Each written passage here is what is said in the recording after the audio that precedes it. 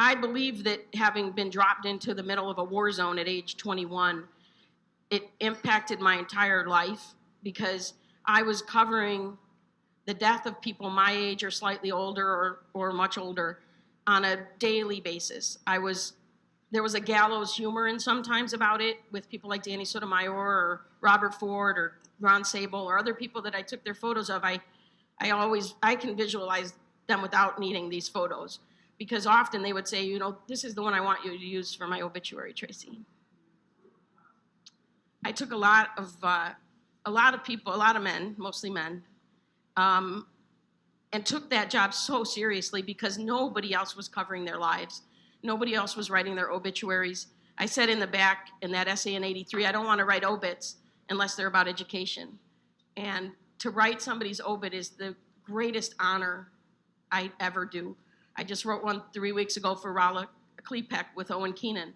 On a regular basis, I still am writing obits about people in this community who have mentored me and were there for me.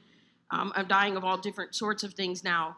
But in the middle of an epidemic, when you know what, there wasn't anything in '84, there wasn't even any drugs or anything. We had staff members, Bob Bearden, who co-founded Windy City Times, he was partners with Jeff McCourt. We founded Windy City Times in September '85. We were working out of their apartment on Melrose Avenue in the lake for the first year. Within 4 weeks, Bob was diagnosed with AIDS, and he never came out of that apartment for months because there was nothing for him. My partner at the time was a nurse, and she would get him pain medications, but there was nothing. Our travel reporter, Richard Cash, got diagnosed and died a week later. The community was amazingly rallying for itself and for each other. It was a time when lesbians stepped up, and people of color and white people and all those people who in the '70s were kind of pulled apart by all the isms used it as a chance to glue together, at least temporarily, to fight the external forces that were much more easily defined then than they are now.